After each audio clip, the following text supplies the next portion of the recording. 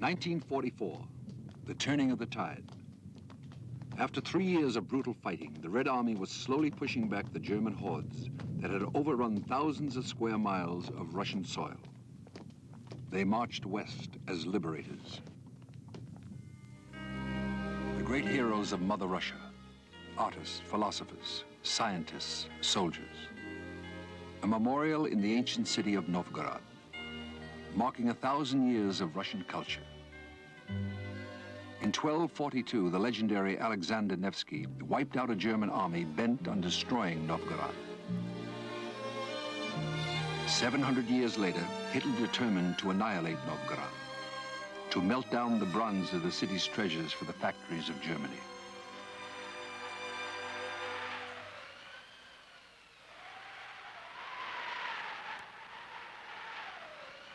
Hitler almost succeeded. Almost. After the war, Novgorod was restored to its ancient beauty. In 1944, Hitler had told his troops, none of the historic or artistic treasures of the East are of any importance. The German supermen reduced Novgorod's venerable cathedral to rubble, crushed its domes, hacked through its priceless frescoes.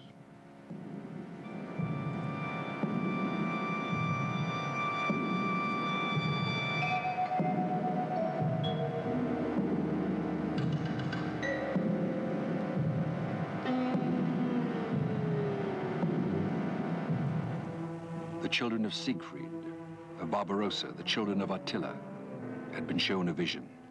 The Aryan race triumphant, Germany all-powerful. The Third Reich to last 1,000 years. From Poland through Russia to the Urals where Asia began, one glorious new order.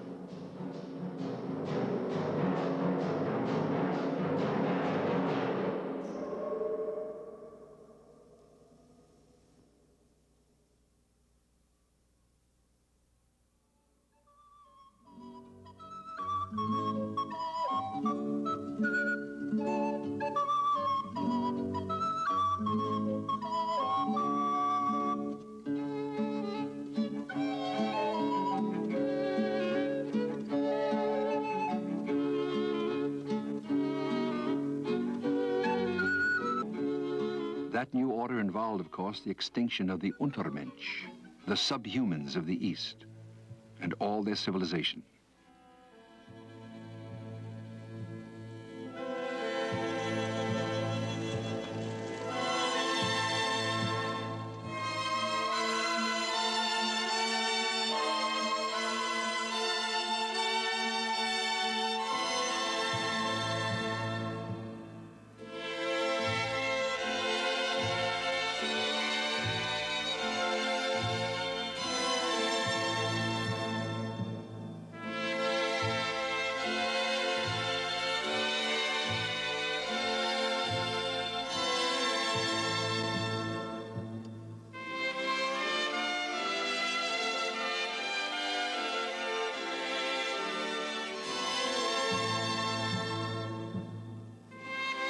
The toll in lives and property had been unimaginable. But what was most precious was still alive.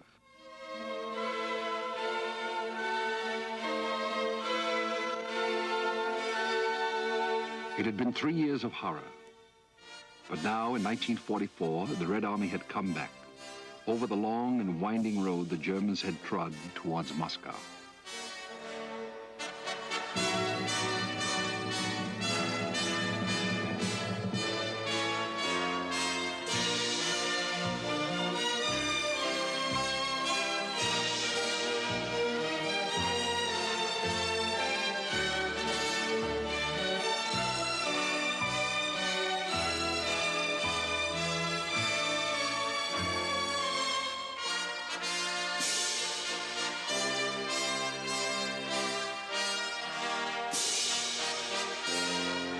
Fortress Smolensk had been freed, and now Novgorod.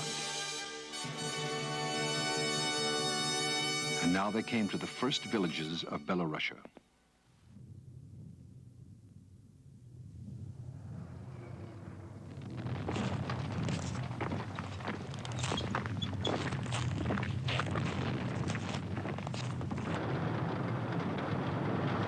Through the winter, the Red Army slogged westward along hundreds of miles of front. Morale was high. This was a battle-hardened army with victories behind it in the Ukraine, Moldavia, the Crimea. They were a broad tide of liberation. As winter turned to the mud of spring, they waited. With summer would come the campaigning season and the offensive that would hurl the Germans out of Belorussia for good.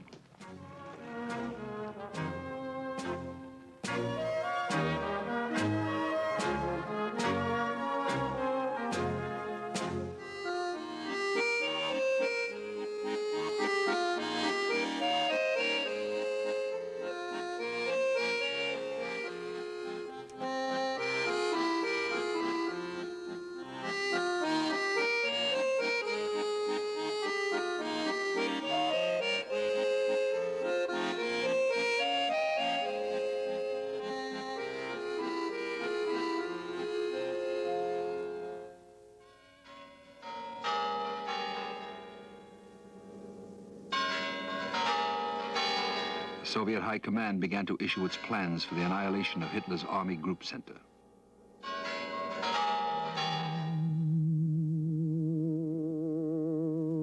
Four great Soviet army groups would strike simultaneously, liberating Belorussia, then breaking through to the Baltic, East Prussia, and eventually Warsaw.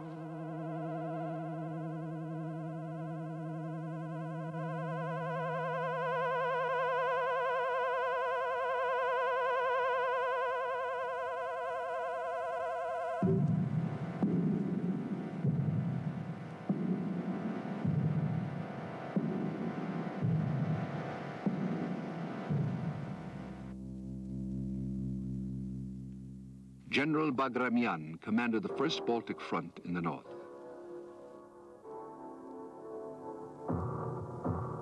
General Chernyakhovsky had the Third Belarusian Front.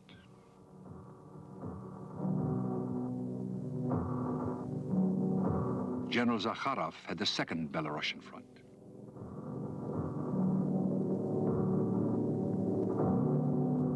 And on the southern flank, the First Belarusian Front, it was the brilliant Rokossovsky.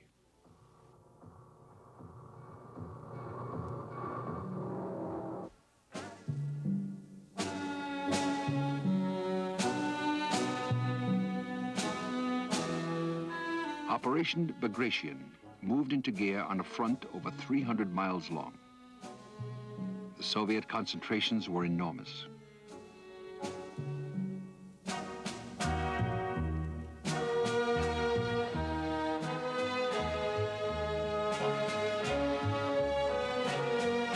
June 4th, 1944, Marshal Vasilevsky arrived from High Command headquarters.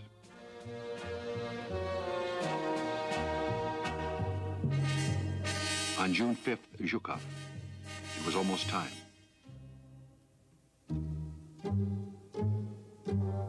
As the Soviets awaited HR, there came spectacular news.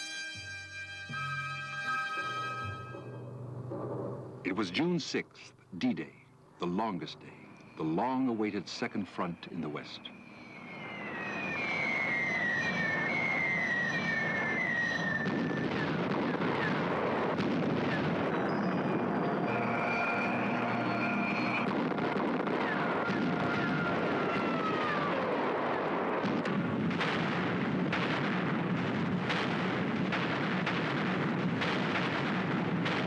Two days before, on their drive north through Italy, the Allies had liberated Rome.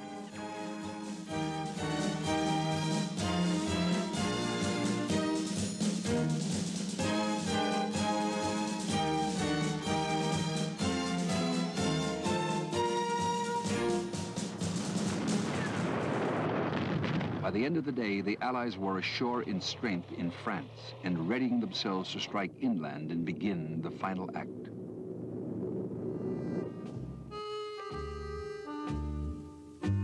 Nearly 1,500 miles away, the Red Army was poised for its own hammer blow.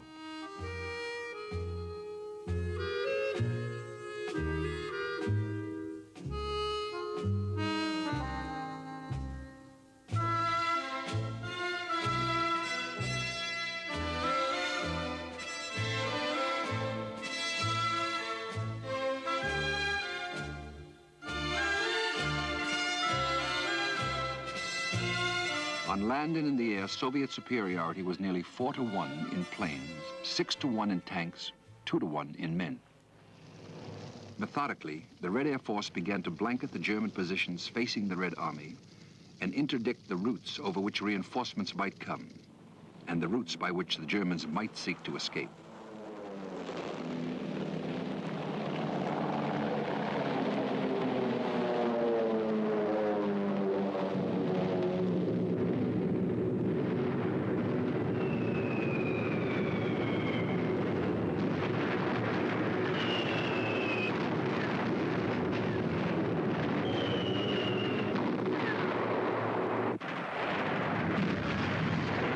The Soviets wanted no escape.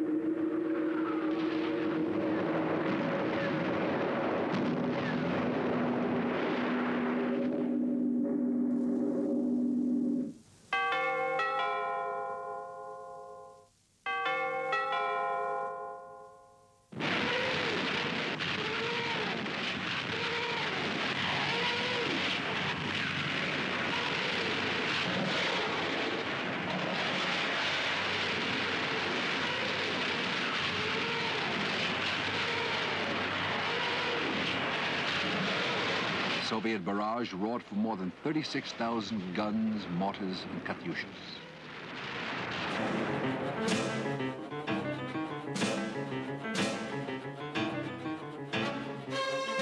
Behind it, the assault infantry, nearly 2.5 million men, waited.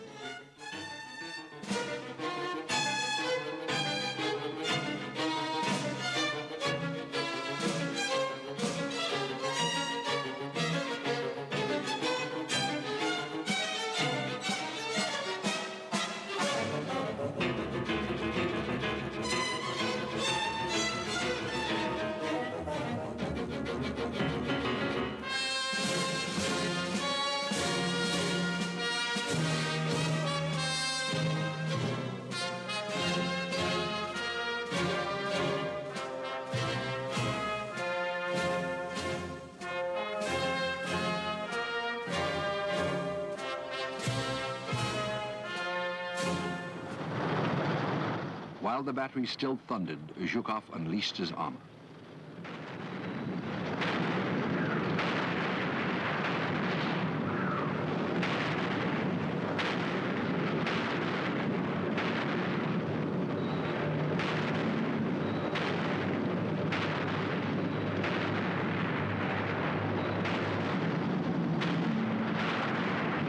Zhukov's power was fearsome.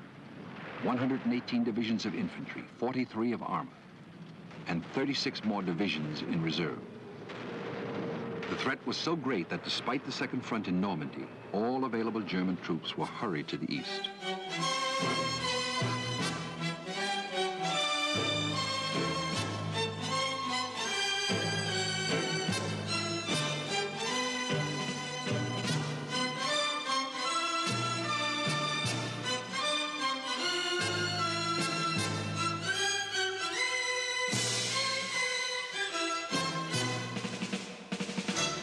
German Army Group Center had had months to prepare its defenses.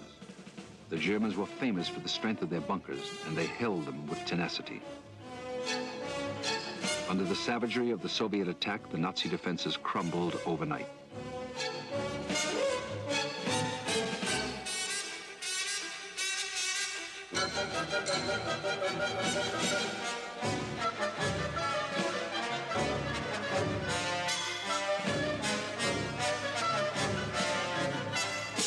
Battle of annihilation, unceasing. One by one, the Red Army shattered the German divisions. 5, 10, 13. In less than a week, 50 German divisions had lost half their men. Enraged, Hitler moved his command headquarters closer to the front and replaced the commander of Army Group Center. It did no good.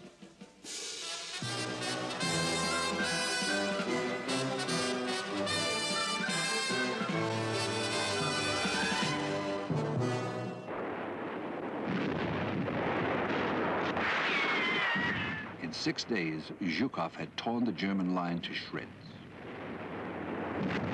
In retreat, the Germans were hounded mercilessly from the air and by partisans swarming out of the forest to take revenge.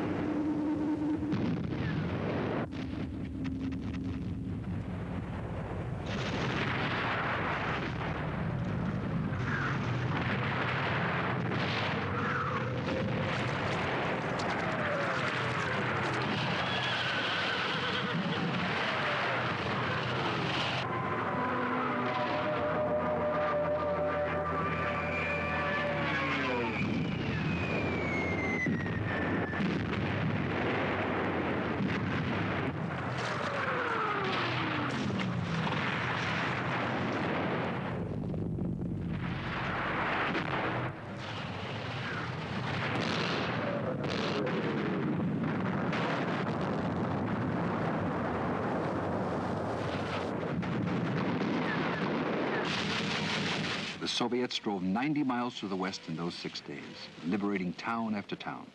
Orsha, Mogilev, names that had not been heard of for 3 years, since the first shock of the German invasion.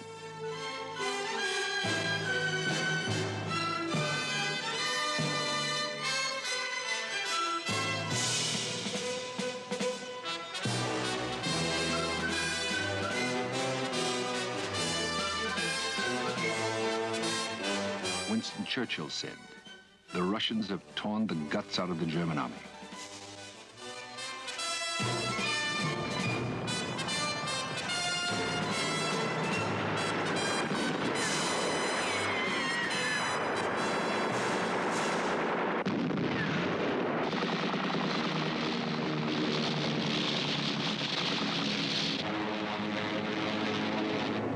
There was no way home for Hitler's Army Group Center. Ranging far beyond the battle line, Soviet Sturmovix left their escape route a shambles.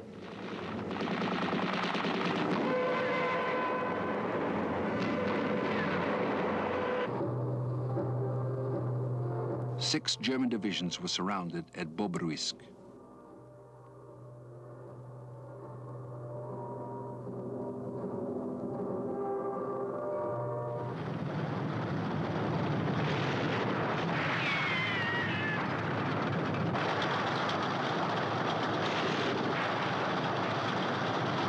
June 26th, the Red Army took Vitebsk. The Germans had been busy blowing up all the public buildings and destroying anything of value they could find.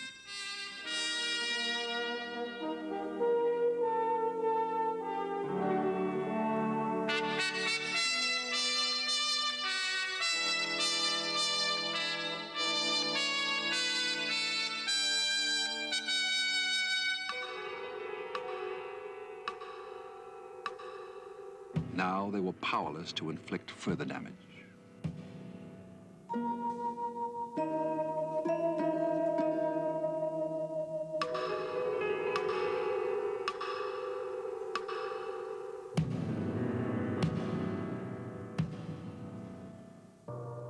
Rokossovsky's steel pincers now reached out for the great city of Minsk.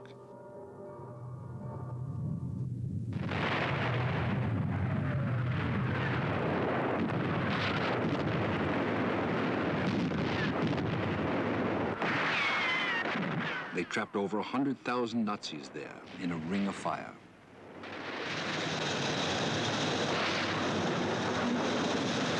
At dawn, on July 3rd, the Soviet tanks cracked the German defenses and Soviet infantry poured into Minsk. There was a day of heavy fighting in the midst of the flames, but by evening, the capital of Belorussia was free.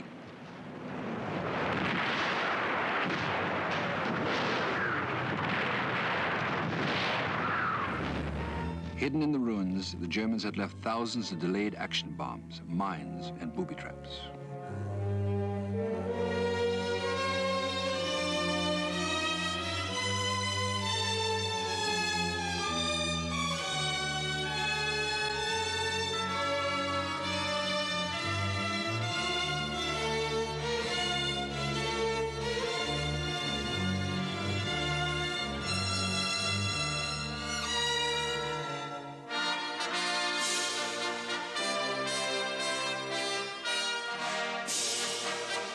People emerged from their cellars and shelters to thank their liberators.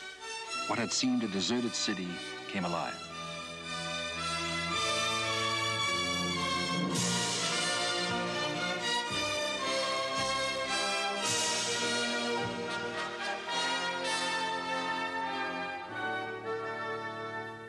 The Germans had left little that was usable in Minsk. No public buildings, no stores, no libraries, movie theaters, hospitals, no factories, no homes, no place to work, no place to sleep. A proud city reduced to rubble.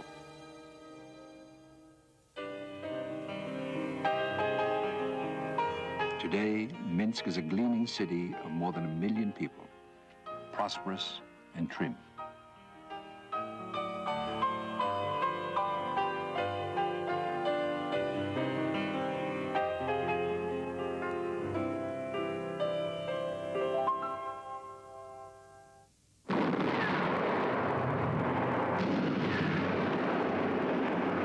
In 1944, the retreating Germans were determined to wipe Minsk and everything else in Belorussia off the face of the earth. They blew up factories, ravaged farms, slaughtered livestock, put villages to the torch, destroyed communications. They even invented special machines to do it with German efficiency.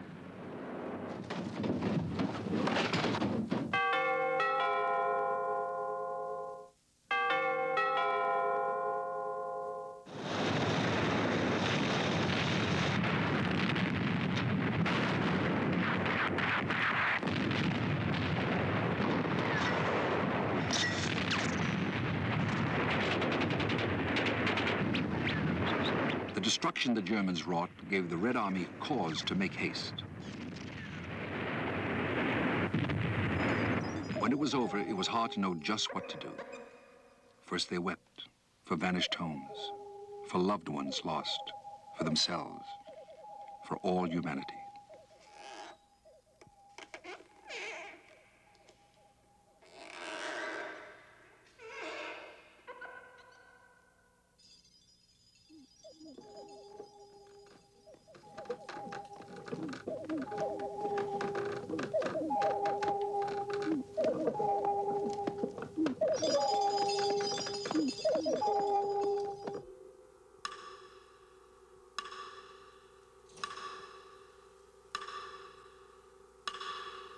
The magnitude of the defeat inflicted on the Wehrmacht was reflected in the faces of its former soldiers. Over 100,000 of them, with their commanders, had laid down their arms in the area of Minsk. More than half of them, 57,000 men, were shipped to Moscow. They were to provide a spectacle.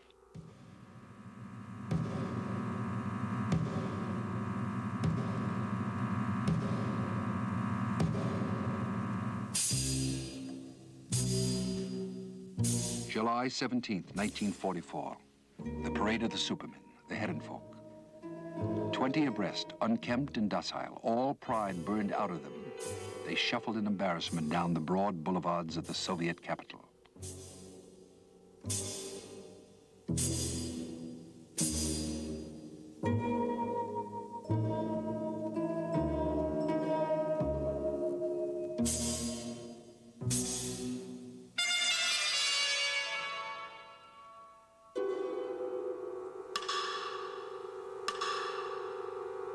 It was one of the strangest events of the unknown war.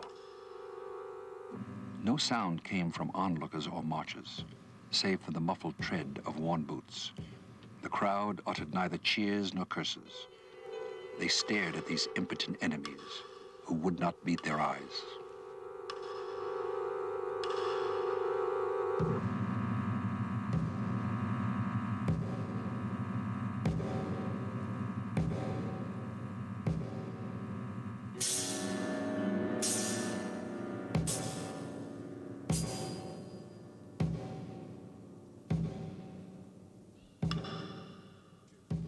During World War II, two small European villages, Oradour-sur-Glane in France and Lidice in Czechoslovakia, received worldwide attention because of Nazi atrocities inflicted there.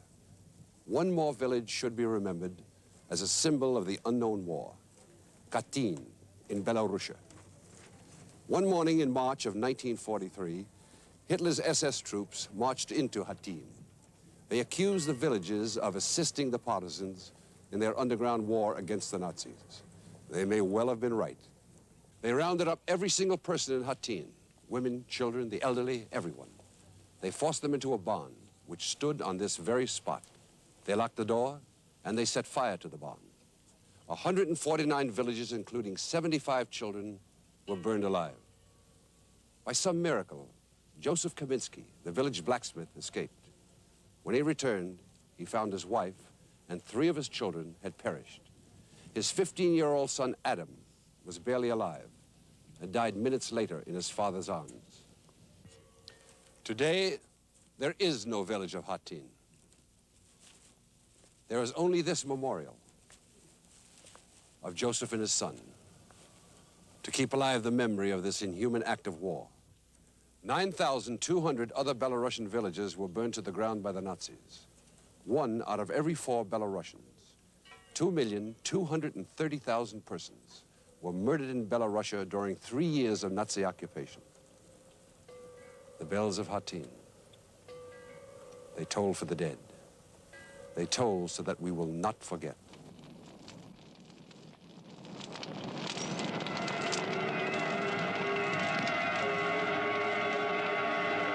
Moving through Belorussia, the Red Army uncovered more and more evidence of Nazi atrocities.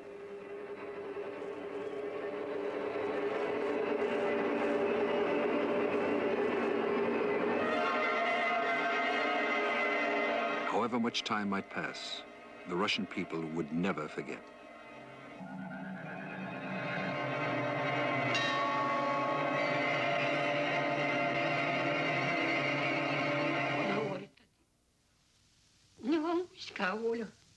I was not at home at that time, and then my neighbor came and said, "They shot your child and your mother."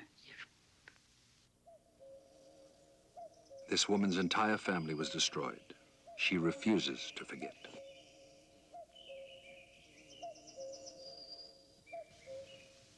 Then she told me, when the Nazis came into the house to take them, my girl begged them, "Please, mister, don't shoot. Don't kill me. I'll sing my favorite song for you." So she stood on the bench and began singing for them. The Nazis took many people and shot them. They brought them into the schoolyard and killed them all. The Nazis had created winter in millions of Russian hearts.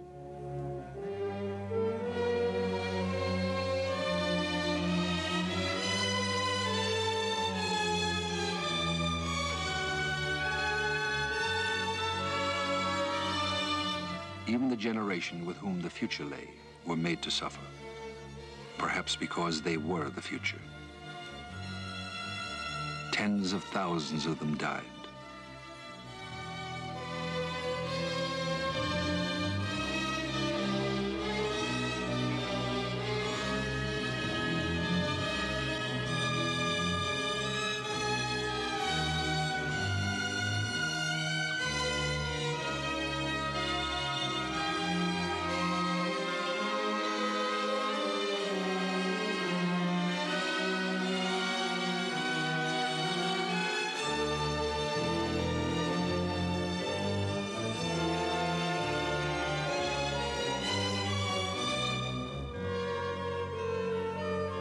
Orphaned, starving, wounded, sick, mentally brutalized, all bewildered.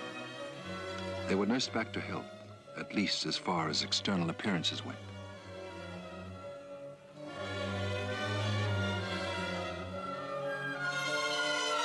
The road to Hattin has found its own peace.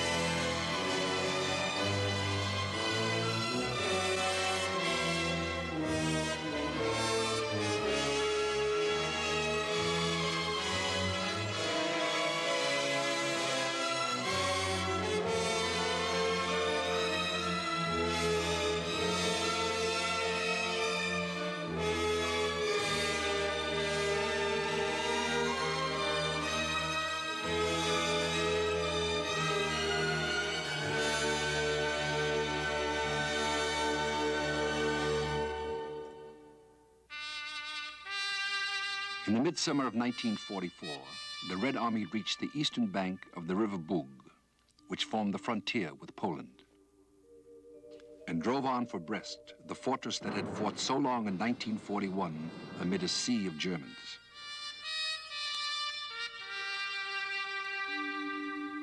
On July 28th, Rokossovsky took the fortress by storm.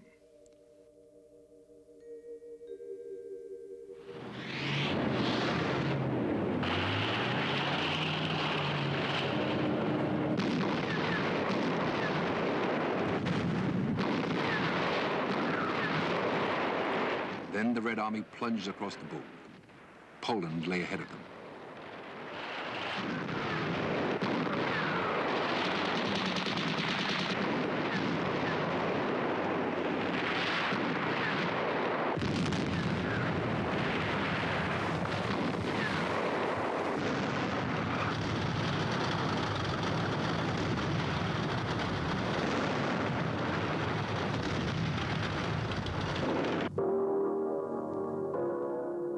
On the northern flank of the Soviet offensive, General Bagramian's armies were clearing the Baltic states in quick succession, spreading through Latvia, Estonia, Lithuania.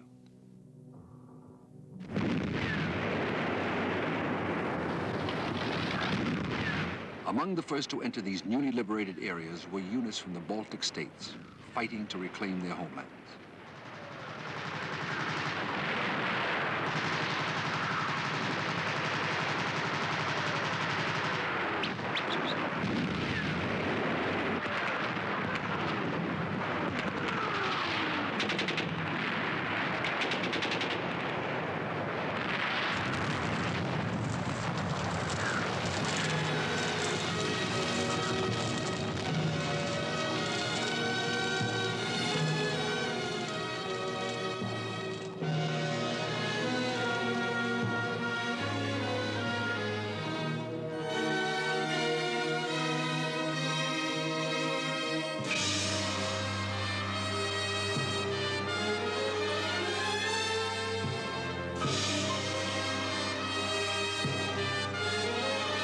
Baltic lands, as in Belorussia, the Red Army was sickened by what it found. The camp at Kluga, all that remained of 2,000 human beings, most of whom were Jews. Shot, then stacked like cordwood for disposal.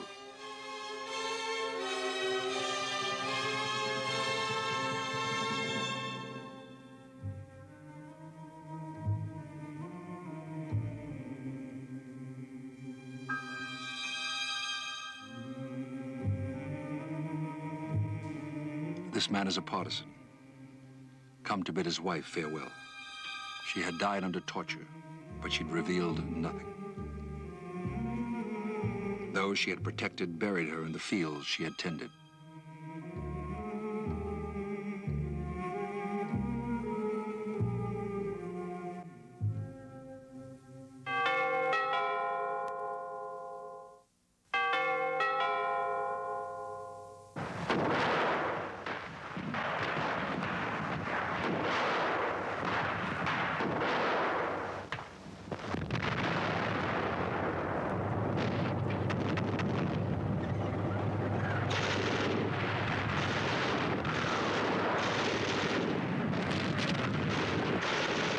As the summer ended, General Bagramian had the sea at his side. Kaunas and Šiauliai fell to him. Then Tartu, Narva. On September 22nd, Tallinn, the capital of Estonia.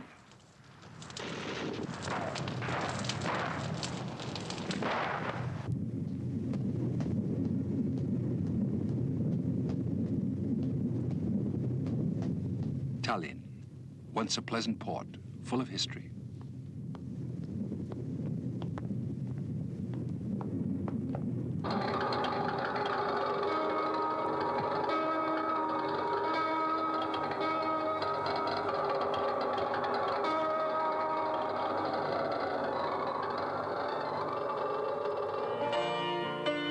A month later, on October 22nd, Riga, capital of Latvia, was reclaimed. Finally, the Baltic shoreline was swept clean of Germans.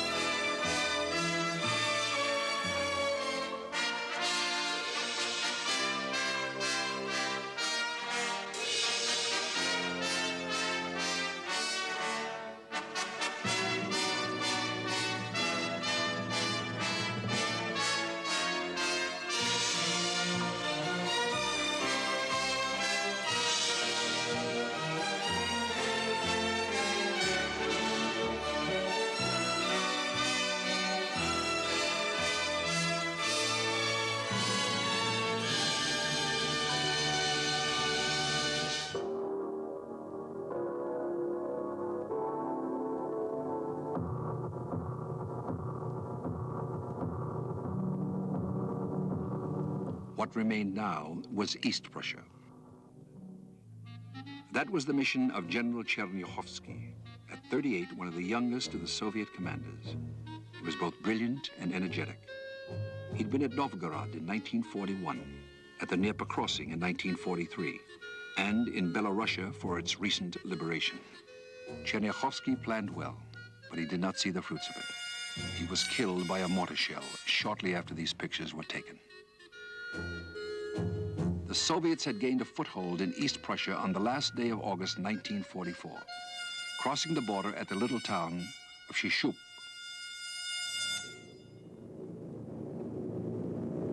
They would break out of their lodgment in great force after the Red Air Force had eased the way.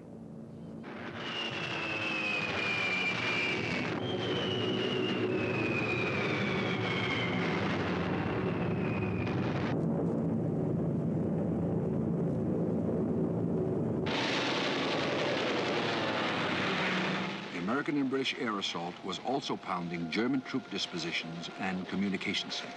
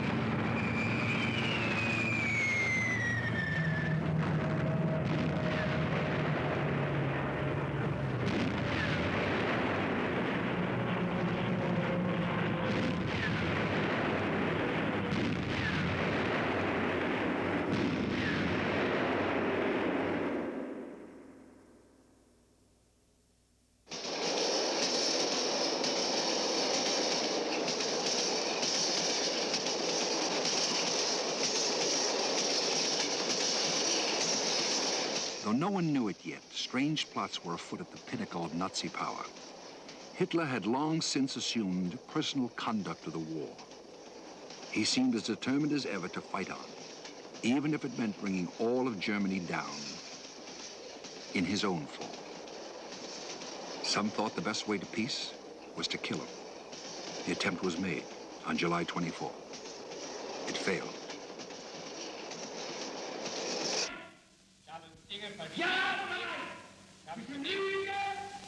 Some of the conspirators were shot out of hand. Some committed suicide. Those who lived were tried as traitors by a corrupt and cynical judge. All were humiliated. All sentenced to death.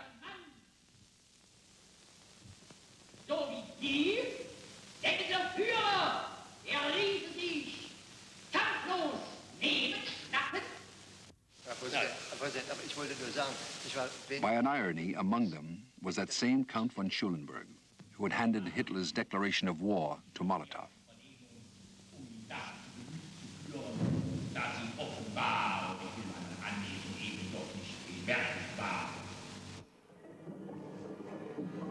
His power still supreme, Hitler ordered preparations for a long defense.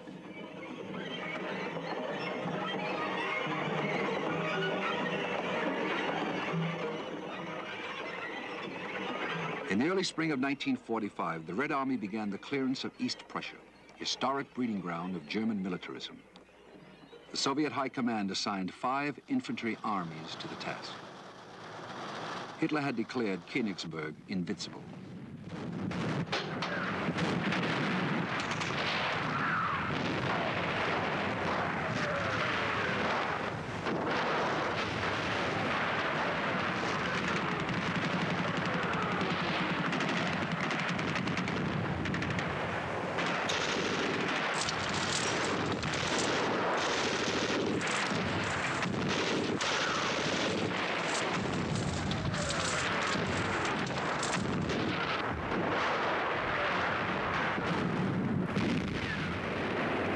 By the end of the second day's fighting, the Soviets had taken 130 city blocks and 3 fortresses. On April 9th, all Königsberg, the capital of East Prussia, was in their hands.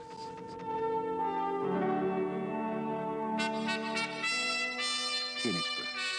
city of Field Marshal Hindenburg, soul of Prussian military virtue.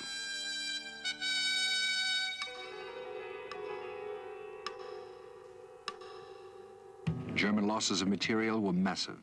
In men, they amounted to 42,000 killed.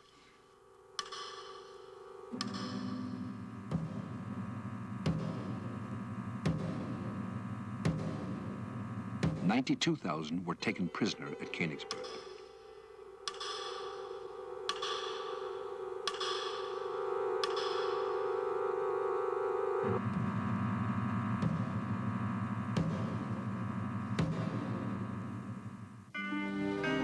In its great sweep westward that had begun in the summer of 1944, the Soviet Union had mustered the most powerful armies the world had yet seen.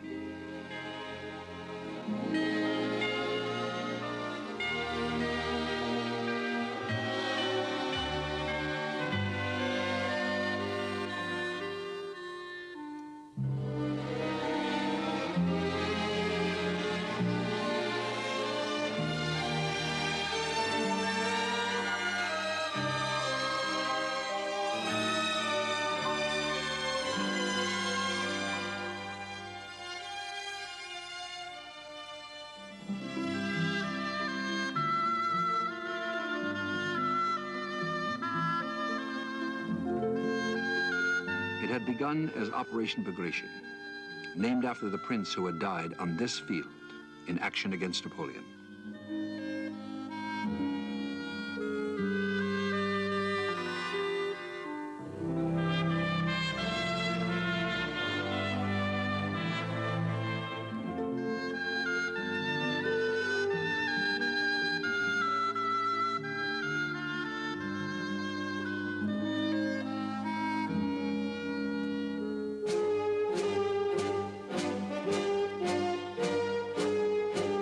Ended with the annihilation of German Army Group Center and the return of freedom and dignity to the Republic of Belorussia.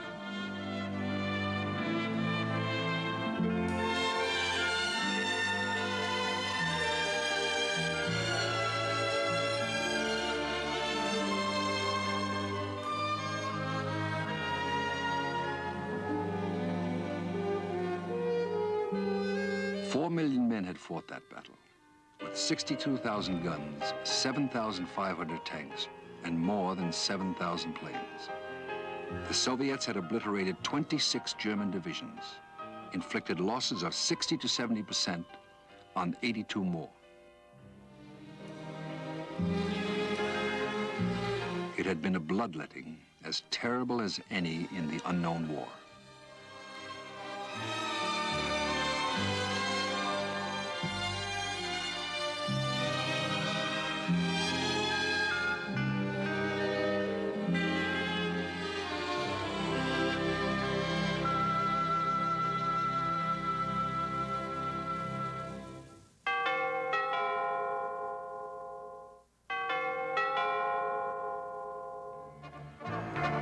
Our next story, from the Balkans to Vienna. After the Red Army had cleared the Nazis from Soviet soil, there remained the occupied countries of southeastern Europe. One by one, Romania, Bulgaria, Hungary, Czechoslovakia, Albania, Yugoslavia, and Austria became battlegrounds. The Red Army lost 1 million men